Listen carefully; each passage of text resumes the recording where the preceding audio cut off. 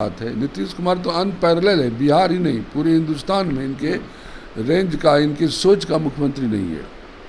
आपने देखा इन्होंने वृद्धा पेंशन, विकलांग पेंशन और विधवा पेंशन की राशि को 400 से बढ़ा करके 1100 रुपया कर दिया और गरीबों के लिए बिजली 125 यूनिट फ्री कर दिया। इतना बड़ा काम ये कोई सोशल रिफॉर्मर कर सकता है, समाज सुधारक कर सकता है। और नीतीश कुमार ने समाज सुधारक के रूप में इनकी ये दोनों योजनाएं तो अनर्थ है, माने अनर्थ है इस मामले में बहुत बड़ा काम है। ये महिलाओं के लिए 35% आरक्षण दिया और महिलाओं के लिए डोमिसाइल नीति लागू किया। ये भी बहुत बड़ा स्टेप है। इसका जोड़ विरोधी को इसके कोई काट नहीं है। क्या क्या कमी है, लेकिन फिर भी विरोध की बात, विरोधी को विरोध करना है। हम अमृत भी बांटेंगे तो कहेंगे कि इसमें जहर है, तो उनका नेचर है, करने दीजिए। और नीतीश कुमार ने ऐसा काम किया कि इतिहास में इनको याद रखेगा, जैसे लोग गांधी जी को याद रखता है। इन्होंने शराबबंदी की, इन्होंने महिलाओं को इतना आगे बढ़ाया कि आप देख रहे हैं। इन्होंने माने गरीबों के लिए 125 यूनिट बिजली फ्री किया। नमस्कार, आप देख रहे हैं न्यूज़ पीआर। देखिए, लगातार नीतीश कुमार बड़ी बड़ी योजनाएं जनता को दे रहे हैं। बड़ी बड़ी योजना का जो है, कल भी प्रधानमंत्री मोदी जब मोतिहारी पहुंचे थे तो आपने सुना होगा किस तरीके से मोदी जी ने क्या कुछ कहा। और अभी आपको बता दें कि रोज़गार मेला भी नीतीश कुमार ने दिया था। इसको लेकर अब कांग्रेस भी रोज़गार मेला लगा रही है। हम बातचीत करेंगे, हमारे साथ हैं विधायक जी जो कि नीतीश कुमार के बहुत करीबी हैं, तो हम उनसे बातचीत करेंगे तमाम मुद्दों पर। सर, क्या कहेंगे जिस तरीके से नीतीश कुमार लगातार बिहार के लिए, रोज़गार के लिए बात करते हैं और अब कांग्रेस भी जो है, इसका क्या कहते हैं आप? कांग्रेस पहले तो आप लोगों को बहुत बहुत धन्यवाद। आप हमारे यहाँ आए हैं, आपका स्वागत है, आपके चैनल का स्वागत है।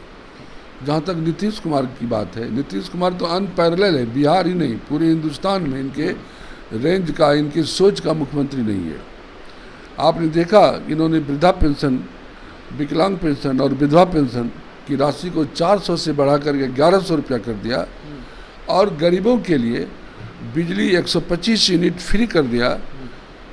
इससे अब जो पहले स्मार्ट मीटर का विरोध होता था, उसके विरोध की ज़रूरत ही नहीं है। इतना बड़ा काम ये कोई सोशल रिफॉर्मर कर सकता है, समाज सुधारक कर सकता है।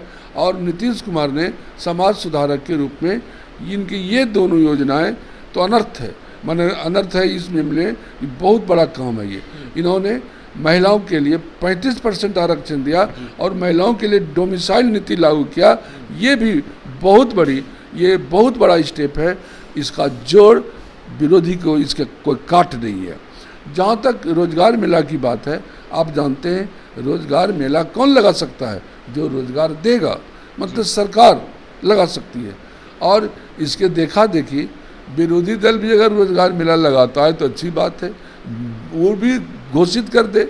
इन्होंने कहा 125 यूनिट बिजली फ्री किया, वो भी कहे कि हम 10 यूनिट बिजली हम अपने पार्टी की तरफ से दिया फ्री करके। ये सब कहना चाहिए उसको। आप जानते हैं कि हमारे विरोधी दल में कुछ ऐसे लोग हैं जो जन्म लिया है तो हीरा का चम्मच लेकर के मुंह में जन्म लिया है। जन्म लेते उनके माता पिता उनको अरबों रुपया का, अरबों की संपत्ति उनके नाम पर है, तो उसी संपत्ति का कुछ इंडस्ट्री खोले या उसी संपत्ति में कुछ जनता को बांटे तो अच्छी बात है। मेला करें। उनके ज़माने में तो पढ़ाई लिखाई की व्यवस्था नहीं थी, मोबाइल चार्ज करने के लिए बिजली नहीं था। उस स्थिति को आप लोग नहीं देखे, हम लोगों ने देखा है। 7-7 किलोमीटर दूर जाते थे हाई स्कूल पढ़ने के लिए। आज हर पंचायत में हाई स्कूल है। क्या क्या कमी है, लेकिन फिर भी विरोध की बात, विरोधी को विरोध करना है। हम अमृत भी बांटेंगे तो कहेंगे कि इसमें जहर है, तो उनका नेचर है, करने दीजिए। और नीतीश कुमार ने ऐसा काम किया कि इतिहास में इनको याद रखेगा, जैसे लोग गांधी जी को याद रखता है। इन्होंने शराबबंदी की, इन्होंने महिलाओं को इतना आगे बढ़ाया कि आप देख रहे हैं। इन्होंने माने गरीबों के लिए 125 यूनिट बिजली फ्री किया। इन्होंने दलितों के लिए भी बहुत काम किया और पंचायती राज व्यवस्था में दलितों के लिए, अकलितों के लिए, सबको, अत्यंत पिछड़ों के लिए, महिलाओं के लिए आरक्षण की बात किया।